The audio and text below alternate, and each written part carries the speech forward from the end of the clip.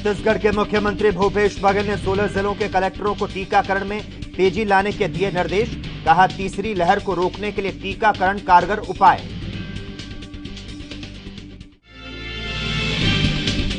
मध्य प्रदेश में गरमाई राजनीतिक सियासत। दिग्विजय सिंह के बयान पर नेताओं का पलटवार। सारंग बोले, दिग्विजय सिंह की कॉल डिटेल की हो जांच।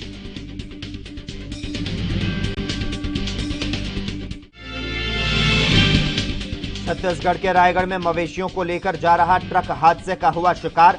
19 गायों की मौत, 6 की हालत गंभीर।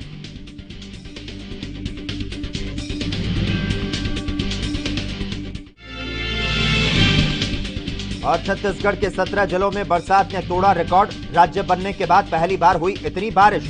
सरकार ने आपदा राहत दलों को तैनात रहने का दिया निर्देश।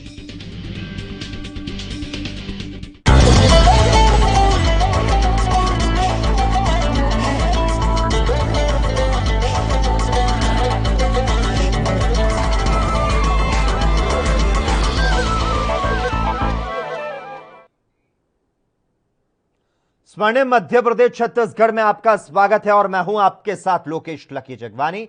और अब खबरें शुरुआत करते हैं विस्तार के साथ। मुख्यमंत्री ने कहा कि कोरोना संक्रमण की तीसरी लहर को रोकने के लिए टीकाकरण कारगर उपाय है। प्रदेश में इसके पहले एक दिन में 3,26,000 टीके लगाए जा चुके हैं। 21 जून को एक दिन में प्रदेश में 91,000 लोगों का टीकाकरण किया गया। इस काम में और ज्यादा गति लाने की जरूरत है।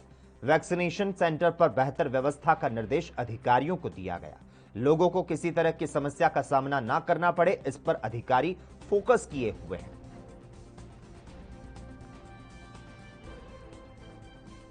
तो आपको बता दें, छत्तीसगढ़ के मुख्यमंत्री भूपेश बघेल ने कहा कि कोरोना संक्रमण की तीसरी लहर को रोकने के लिए टीकाकरण जो है वो कारगर उपाय है।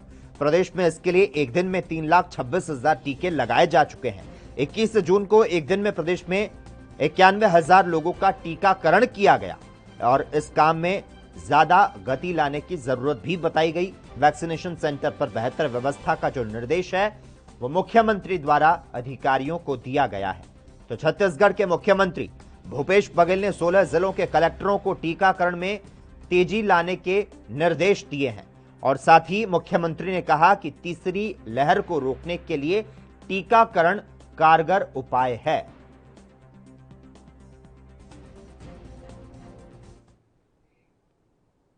मंगलवार को दोपहर के बाद राजधानी समेत प्रदेश के कई हिस्सों में मध्यम हवाओं के साथ बारिश हुई और इससे 2 दिन से बड़ी गर्मी और उमस से लोगों को राहत मिली। रात में मौसम खुशनुमा बन गया। बारिश का सिलसिला बुधवार को भी जारी रहा। भिलाई से रायपुर तक बारिश हुई। मौसम विभाग के अनुसार बुधवार को प्रदेश के विभिन्न क्षेत्रों में हल्की से मध्यम बारिश या फिर गरज चमक के साथ छींटे पड़ेंगे, तो साथ ही कुछ क्षेत्रों में आकाशीय बिजली गिर सकती है। आपको बता दें, पिछले 2 दिनों से निकल रही तेज धूप से गर्मी के साथ ही उमस काफी बढ़ चुकी थी और इससे लोग बेचैन थे। मंगलवार को रायपुर समेत कवर्धा, जांजगीर चांपा, अंबिकापुर और धमतरी में झमाझम बारिश हुई। राजधानी में घंटे भर की तेज बारिश के बाद रिमझिम फुहारें चलती रही और इससे शहर के कुछ मोहल्लों और मुख्य मार्गों में जल भराव की स्थिति बन गई। शिकायत मिलने पर नगर निगम का अमला उसे दुरुस्त करने में जुटा नजर आया।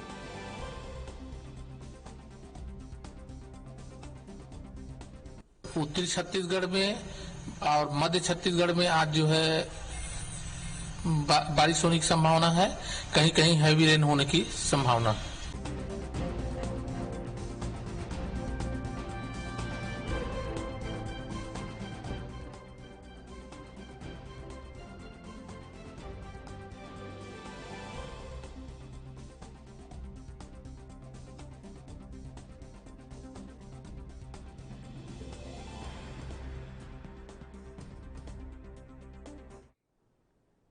मुख्यमंत्री भूपेश बघेल ने प्रदेश में हो रही लगातार बारिश को देखते हुए संभावित बाढ़ प्रभावित इलाकों में सभी आवश्यक व्यवस्था सुनिश्चित करने के निर्देश सभी जिला कलेक्टर को दिए हैं।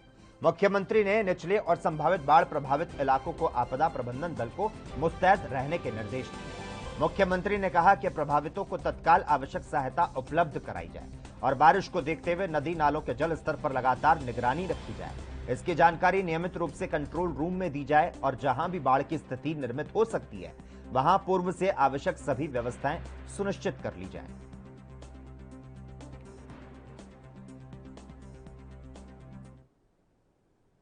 छत्तीसगढ़ में पिछले 4 दिनों से रूठा मानसून फिर से सक्रिय हुआ तो कई रिकॉर्ड टूट गए।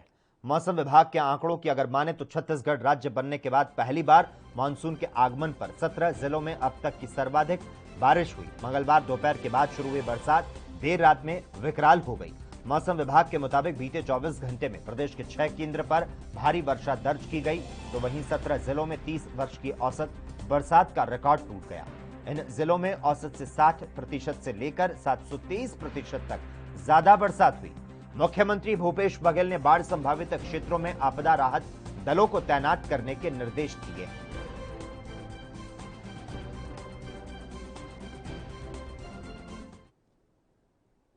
मध्य प्रदेश की राजनीति में दिग्विजय सिंह पिछले कुछ दिनों से चर्चा में बने हुए हैं। पिछले दिनों आर्टिकल 370 से रिलेटेड मुद्दे पर तो अब तालिबान से जुड़े मुद्दे पर उनकी चर्चाएं शुरू हो गई।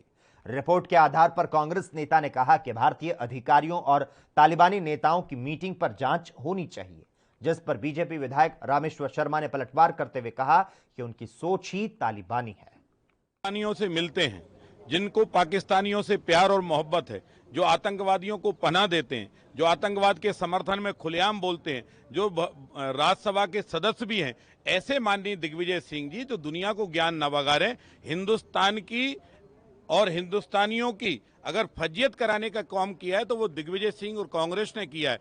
असली तालिबानियों के और आतंकवादियों के प्रवक्ता तो दिग्विजय सिंह जी आप हैं। दूसरों पर जो आक्षेप लगाने से पहले खुद की गिरबान में जाके तो ज्यादा बेहतर होगा। भारत सरकार किस पे वक्तव्य दे? पहले तो दिग्विजय सिंह जी को राज्यसभा मेंबर होने के नाते देश से माफी मांगना चाहिए कि वो समय समय पर आतंकवाद के समर्थन में बोलते रहते हैं, तालिबानियों के समर्थन में बोलते रहते हैं, इस देश में धर्मांतरण करने वाले मुल्ला मौलवियों के समर्थन में बोलते रहते हैं। सबसे ज्यादा तालिबानी और पाकिस्तानी और आतंकवादी तो दिग्विजय सिंह है, उनको माफी मांगनी चाहिए। बीजेपी कार्य समिति के बैठक में शामिल होने भोपाल पहुंचे बीजेपी के राष्ट्रीय महासचिव कैलाश विजयवर्गीय ने दिग्विजय सिंह पर निशाना साधा। दिग्विजय के लिए उन्होंने कहा कि दिग्विजय सिंह के संपर्कों की जांच हो रही है। आज के प्रशिक्षण को सुना और ये पहला प्रशिक्षण लगातार इस प्रकार के 6 विषय पर प्रशिक्षण होने वाला है। आज पहला प्रशिक्षण बौद्धिक था, जिसको मुझे अवसर मिला बोलने के लिए।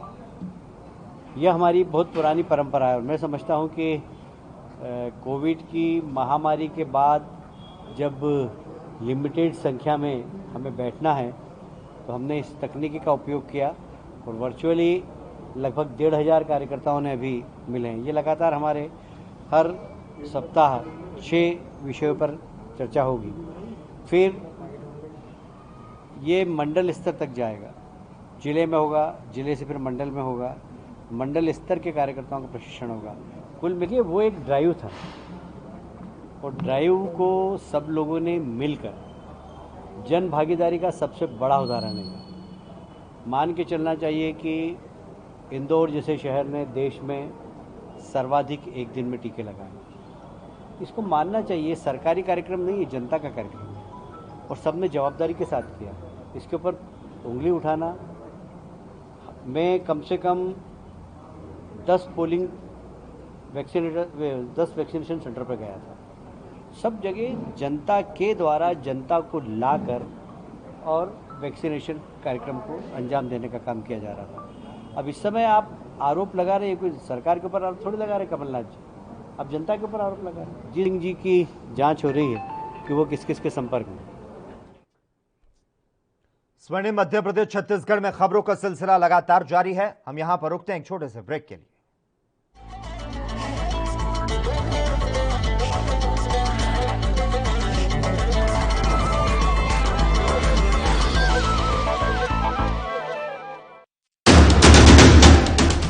राष्ट्र धर्म रात 8 बजे सिर्फ ANB न्यूज पर।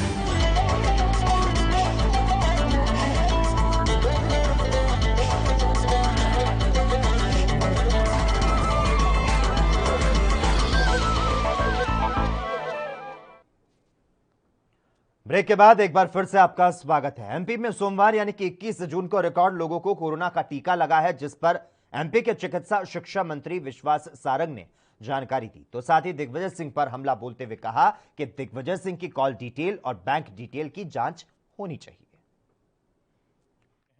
जिस दिन से कोरोना का वैक्सीन लगना शुरू हुआ है उस दिन से मध्य प्रदेश में हम 4 दिन कोरोना का वैक्सीन लगाते हैं और 2 दिन जो बाकी बच्चों को पल्स पोलियो का, मीजल्स का जो वैक्सीन होता है वो लगता है। मध्य प्रदेश में हम कोरोना का वैक्सीन सोमवार, बुधवार, गुरुवार और शनिवार को लगाते हैं।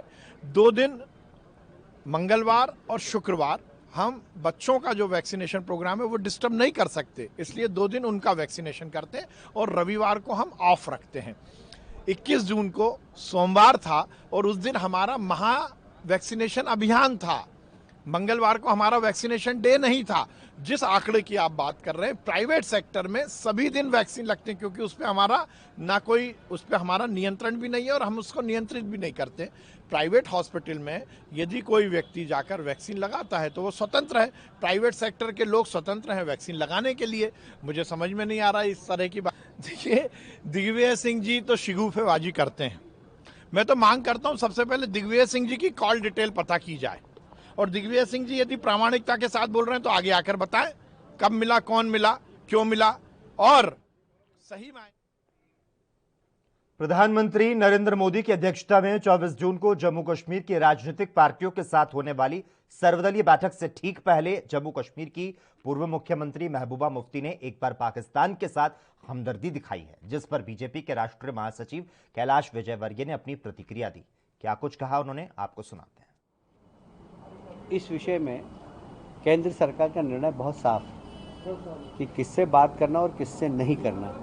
इसमें हमें महबूबा जी के सलाह की कोई आवश्यकता नहीं। सरकार ने अपनी लाइन बिल्कुल क्लियर कर रखी। देखिए, विपक्ष में घबराहट तो है ही, क्योंकि मोदी जी की इतनी टावरिंग पर्सनैलिटी आने वाले चुनाव में विपक्ष का एक भी ऐसा नेता नहीं है जो मोदी जी के घुटने तक भी लगता हो, और इसलिए विपक्ष में घबराहट तो है ही। सब चाहते हैं कि मोदी जी को हम कैसे हराएं, तो अलग अलग लोग प्रयास कर रहे हैं। कि मैं भी राष्ट्रीय महामंत्री हूँ, बहुत सारे काम हैं वहाँ पर, और खाली बंगाल का काम नहीं, बंगाल में भी जा रहा हूँ, बंगाल का प्रभारी हूँ अभी, और इसके अलावा भी आने वाले उत्तर प्रदेश के चुनाव हैं, उत्तराखंड के चुनाव हैं। तो बुधवार की सुबह रायगढ़ घड़गोड़ा मुख्य मार्ग पर लाखा के अंधे मोड़ के समीप मवेशियों से भरा ट्रक अनियंत्रित होकर पलट गया। इस हादसे में 19 गायों की मौत और 6 घायल हो गए।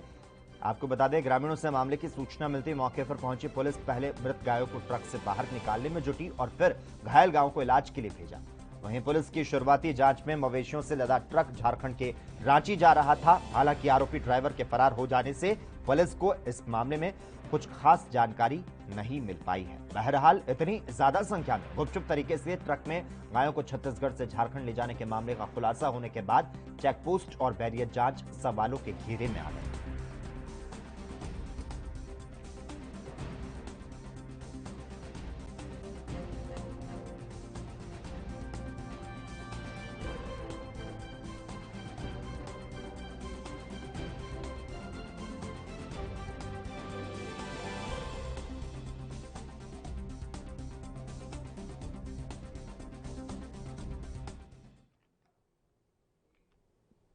मध्य प्रदेश की रीवा पुलिस की कार्यप्रणाली ने पूरे विभाग को कलंकित और शर्मसार कर दिया। यहां जिले के शाहपुर थाने की पुलिस एक युवती को अर्धनग्न हालत में डायल 100 में बैठाकर थाने ले गई, जबकि थाने की थाना प्रभारी खुद महिला है।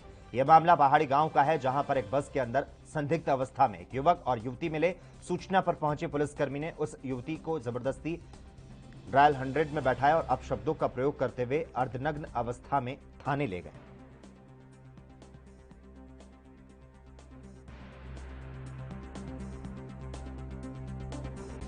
इस मामले की जानकारी मुझे मीडिया के माध्यम से लगी है। मैंने मीडिया को की जो जानकारी प्राप्त हुई है, मैंने एडिशनल एसपी महू को बोला है कि बस की स्थिति से अवगत कराएं, क्या मैटर था, क्यों ले गए थे, क्या बात है और क्या कार्रवाई हुई, ये सारी चीज़ों की जानकारी है। और इसी के साथ ही स्वर्णिम मध्य प्रदेश छत्तीसगढ़ में बस इतना ही। तमाम अहम खबरों के लिए लगातार आप देखते रहिए एएनबी न्यूज।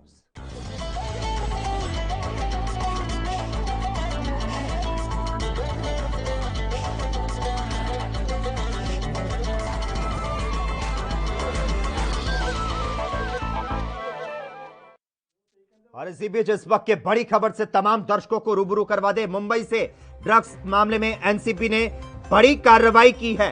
दाऊद का करीबी इकबाल कासगर गिरफ्तार किया गया है। इस वक्त की बड़ी जानकारी तमाम दर्शकों को दे दे जो कि मुंबई से महाराष्ट्र से आ रही है। ड्रग्स मामले में ट्रांजिट गिरफ्तारी की गई है। प्रोडक्शन वारंट पर एनसीबी ने इकबाल कासगर की यहां पर गिरफ्तारी की है। यह बड़ी जानकारी तमाम दर्शकों को बता दें। ड्रग्स मामले में एनसीबी ने बड़ी कार्रवाई की है और इसके तहत दाऊद का करीबी इकबाल कासगर गिरफ्तार किया गया है। इस वक्त की बड़ी जानकारी तमाम दर्शकों को बता दें। महाराष्ट्र मुंबई से मिल पा रही है, जहां पर ड्रग्स मामले में एक बड़ी कार्रवाई को अंजाम दिया गया है एनसीबी द्वारा। ड्रग्स मामले में एनसीबी ने बड़ी कार्रवाई करते हुए इकबाल, जो कि दाऊद का करीबी बताया जाता है, इकबाल कासगर, उसे गिरफ्तार कर लिया है। यह बड़ी जानकारी महाराष्ट्र से, मुंबई से इस वक्त की बड़ी जानकारी आपको बता दें। इकबाल कासगर एनसीबी के हत्थे चढ़ गया है ड्रग्स मामले में। अब इकबाल कासगर को गिरफ्तार कर लिया गया है, इसकी कस्टडी ली गई है। एनसीबी ने इस पूरी कार्रवाई को अंजाम दिया है। महाराष्ट्र की आर्थिक राजधानी मुंबई से इस वक्त की बड़ी खबर।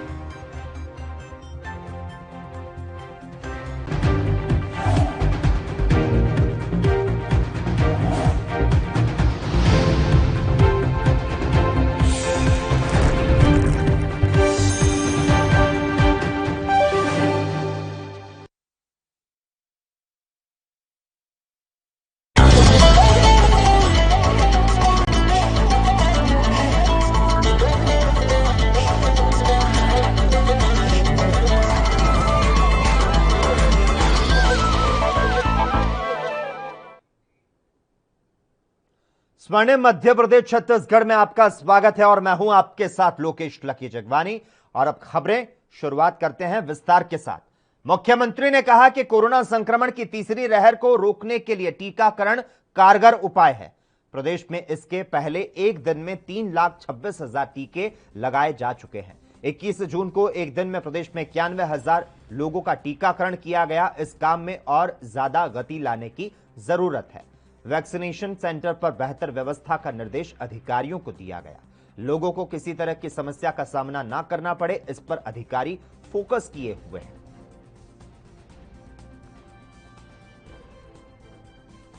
तो आपको बता दें, छत्तीसगढ़ के मुख्यमंत्री भूपेश बघेल ने कहा कि कोरोना संक्रमण की तीसरी लहर को रोकने के लिए टीकाकरण जो है वो कारगर उपाय है। प्रदेश में इसके लिए एक दिन में 3,26,000 टीके लगाए जा चुके हैं। 21 जून को एक दिन में प्रदेश में 91,000 लोगों का टीकाकरण किया गया और इस काम में ज्यादा गति लाने की जरूरत भी बताई गई। वैक्सीनेशन सेंटर पर बेहतर व्यवस्था का जो निर्देश है वो मुख्यमंत्री द्वारा अधिकारियों को दिया गया है।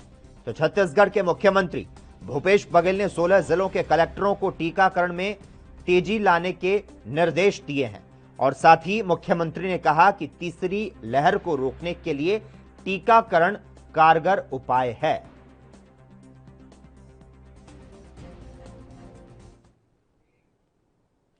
मंगलवार को दोपहर के बाद राजधानी समेत प्रदेश के कई हिस्सों में मध्यम हवाओं के साथ बारिश हुई और इससे 2 दिन से बड़ी गर्मी और उमस से लोगों को राहत मिली।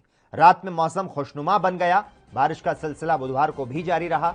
भिलाई से रायपुर तक बारिश हुई। मौसम विभाग के अनुसार बुधवार को प्रदेश के विभिन्न क्षेत्रों में हल्की से मध्यम बारिश या फिर गरज चमक के साथ छींटे पड़ेंगे, तो साथ ही कुछ क्षेत्रों में आकाशीय बिजली गिर सकती है। आपको बता दें, पिछले 2 दिनों से निकल रही तेज धूप से गर्मी के साथ ही उमस काफी बढ़ चुकी थी और इससे लोग बेचैन थे।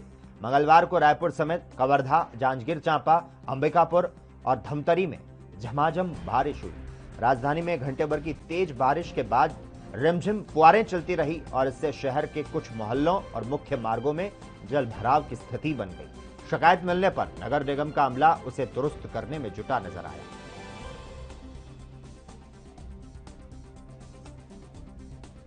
उत्तरी छत्तीसगढ़ में और मध्य छत्तीसगढ़ में आज जो है बारिश होने की संभावना है। कहीं कहीं हैवी रेन होने की संभावना है।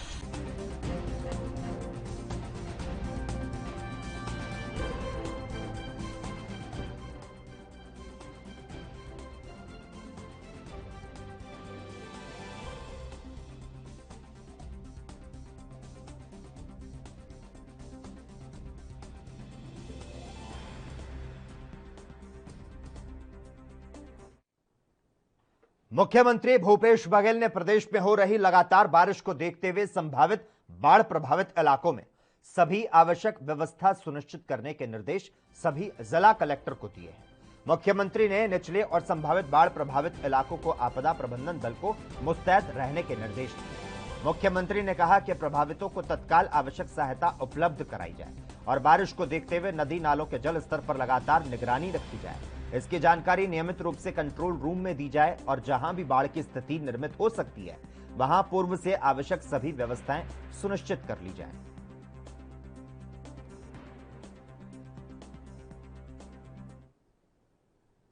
छत्तीसगढ़ में पिछले 4 दिनों से रूठा मानसून फिर से सक्रिय हुआ तो कई रिकॉर्ड टूट गए। मौसम विभाग के आंकड़ों की अगर माने तो छत्तीसगढ़ राज्य बनने के बाद पहली बार मानसून के आगमन पर 17 जिलों में अब तक की सर्वाधिक बारिश हुई। मंगलवार दोपहर के बाद शुरू हुई बरसात देर रात में विकराल हो गई। मौसम विभाग के मुताबिक बीते 24 घंटे में प्रदेश के 6 केंद्र पर भारी वर्षा दर्ज की गई तो वहीं 17 जिलों में 30 वर्ष की औसत बरसात का रिकॉर्ड टूट गया। इन जिलों में औसत से 60% से लेकर 723% तक ज्यादा बरसात हुई। मुख्यमंत्री भूपेश बघेल ने बाढ़ संभावित क्षेत्रों में आपदा राहत दलों को तैनात करने के निर्देश दिए।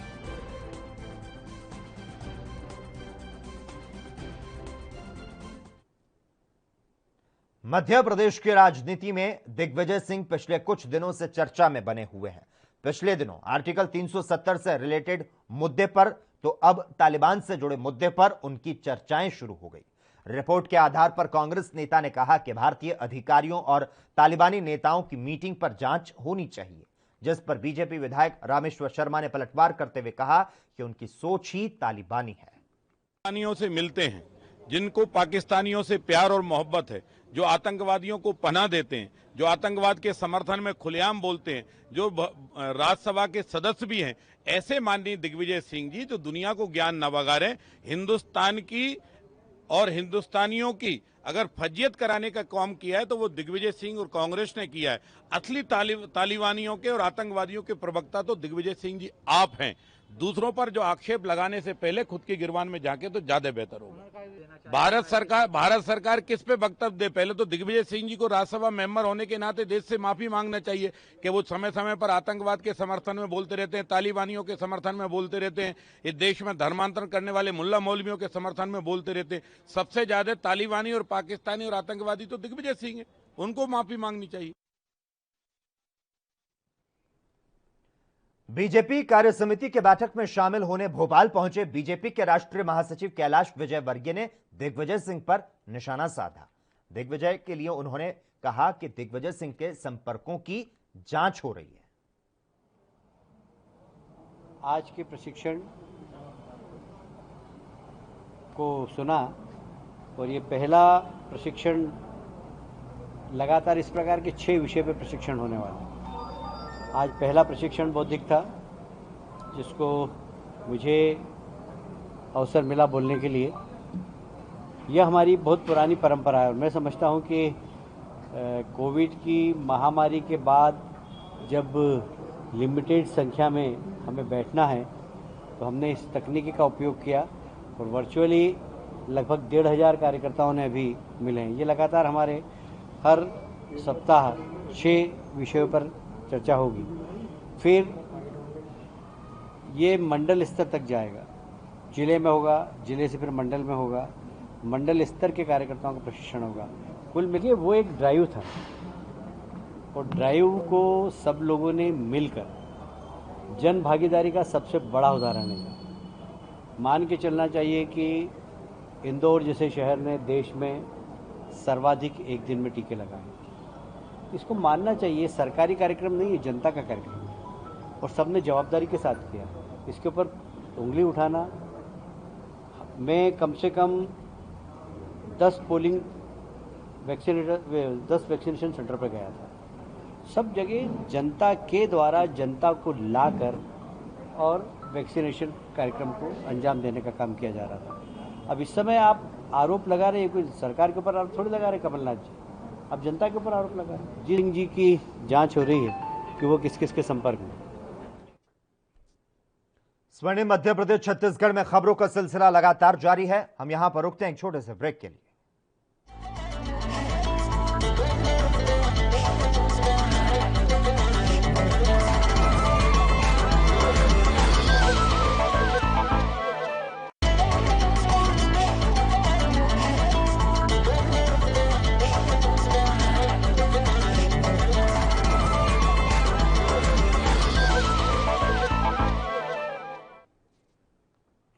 ब्रेक के बाद एक बार फिर से आपका स्वागत है। एमपी में सोमवार यानी कि 21 जून को रिकॉर्ड लोगों को कोरोना का टीका लगा है, जिस पर एमपी के चिकित्सा शिक्षा मंत्री विश्वास सारंग ने जानकारी दी। तो साथ ही दिग्विजय सिंह पर हमला बोलते हुए कहा कि दिग्विजय सिंह की कॉल डिटेल और बैंक डिटेल की जांच होनी चाहिए। जिस दिन से कोरोना का वैक्सीन लगना शुरू हुआ है उस दिन से मध्य प्रदेश में हम 4 दिन कोरोना का वैक्सीन लगाते हैं और 2 दिन जो बाकी बच्चों को पल्स पोलियो का, मीजल्स का जो वैक्सीन होता है वो लगता है। मध्य प्रदेश में हम कोरोना का वैक्सीन सोमवार, बुधवार, गुरुवार और शनिवार को लगाते हैं। 2 दिन मंगलवार और शुक्रवार हम बच्चों का जो वैक्सीनेशन प्रोग्राम है वो डिस्टर्ब नहीं कर सकते, इसलिए 2 दिन उनका वैक्सीनेशन करते हैं और रविवार को हम ऑफ रखते हैं। 21 जून को सोमवार था और उस दिन हमारा महा वैक्सीनेशन अभियान था। मंगलवार को हमारा वैक्सीनेशन डे नहीं था। जिस आंकड़े की आप बात कर रहे हैं, प्राइवेट सेक्टर में सभी दिन वैक्सीन लगते हैं, क्योंकि उस पर हमारा नियंत्रण भी नहीं है और हम उसको नियंत्रित भी नहीं करते। प्राइवेट हॉस्पिटल में यदि कोई व्यक्ति जाकर वैक्सीन लगाता है तो वो स्वतंत्र है। प्राइवेट सेक्टर के लोग स्वतंत्र हैं वैक्सीन लगाने के लिए। मुझे समझ में नहीं आ रहा इस तरह की बात। देखिए, दिग्विजय सिंह जी तो शिगुफेबाजी करते हैं। मैं तो मांग करता हूं सबसे पहले दिग्विजय सिंह जी की कॉल डिटेल पता की जाए और दिग्विजय सिंह जी यदि प्रामाणिकता के साथ बोल रहे हैं तो आगे आकर बताएं कब मिला, कौन मिला, क्यों मिला और सही मायने। प्रधानमंत्री नरेंद्र मोदी की अध्यक्षता में 24 जून को जम्मू कश्मीर की राजनीतिक पार्टियों के साथ होने वाली सर्वदलीय बैठक से ठीक पहले जम्मू कश्मीर की पूर्व मुख्यमंत्री महबूबा मुफ्ती ने एक बार पाकिस्तान के साथ हमदर्दी दिखाई है, जिस पर बीजेपी के राष्ट्रीय महासचिव कैलाश विजयवर्गीय ने अपनी प्रतिक्रिया दी। क्या कुछ कहा उन्होंने, आपको सुनाते हैं। इस विषय में केंद्र सरकार का निर्णय बहुत साफ है कि किससे बात करना और किससे नहीं करना। इसमें हमें महबूबा जी के सलाह की कोई आवश्यकता नहीं। सरकार ने अपनी लाइन बिल्कुल क्लियर कर रखी। देखिए, विपक्ष में घबराहट तो है ही, क्योंकि मोदी जी की इतनी टावरिंग पर्सनैलिटी, आने वाले चुनाव में विपक्ष का एक भी ऐसा नेता नहीं है जो मोदी जी के घुटने तक भी लगता हो, और इसलिए विपक्ष में घबराहट तो है ही। सब चाहते हैं कि मोदी जी को हम कैसे हराएं, तो अलग अलग लोग प्रयास कर रहे हैं। कि मैं भी राष्ट्रीय महामंत्री हूँ, बहुत सारे काम हैं वहाँ पर, और खाली बंगाल का काम नहीं, बंगाल में भी जा रहा हूँ, बंगाल का प्रभारी हूँ अभी, और इसके अलावा भी आने वाले उत्तर प्रदेश के चुनाव है, उत्तराखंड के चुनाव है। तो बुधवार की सुबह रायगढ़ घड़गोड़ा मुख्य मार्ग पर लाखा के अंधे मोड़ के समीप मवेशियों से भरा ट्रक अनियंत्रित होकर पलट गया। इस हादसे में 19 गायों की मौत और 6 घायल हो गए। आपको बता दें, ग्रामीणों से मामले की सूचना मिलती मौके पर पहुंची पुलिस पहले मृत गायों को ट्रक से बाहर निकालने में जुटी और फिर घायल गायों को इलाज के लिए भेजा। वहीं पुलिस की शुरुआती जांच में मवेशियों से लदा ट्रक झारखंड के रांची जा रहा था। हालांकि आरोपी ड्राइवर के फरार हो जाने से पुलिस को इस मामले में कुछ खास जानकारी नहीं मिल पाई है। बहरहाल, इतनी ज्यादा संख्या में गुपचुप तरीके से ट्रक में गायों को छत्तीसगढ़ से झारखंड ले जाने के मामले का खुलासा होने के बाद चेकपोस्ट और बैरियर जांच सवालों के घेरे में आ गई।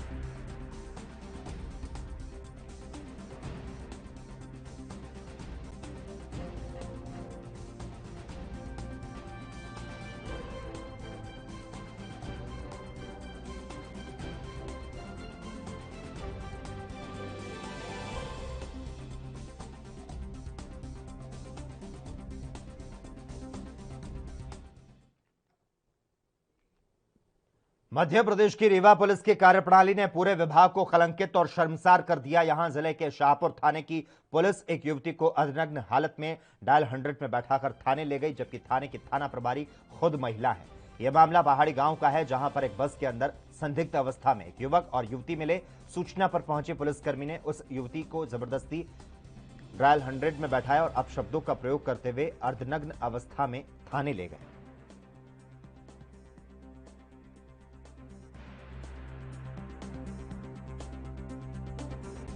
इस मामले की जानकारी मुझे मीडिया के माध्यम से लगी है। मैंने मीडिया को की जो जानकारी प्राप्त हुई है, मैंने एडिशनल एसपी महू को बोला है कि बस स्थिति से अवगत कराएं, क्या मैटर था, क्यों ले गए थे, क्या बात है और क्या कार्रवाई हुई, ये सारी चीज़ों की जानकारी है। और इसी के साथ ही स्वर्णिम मध्य प्रदेश छत्तीसगढ़ में बस इतना ही। तमाम अहम खबरों के लिए लगातार आप देखते रहिए एएनबी न्यूज।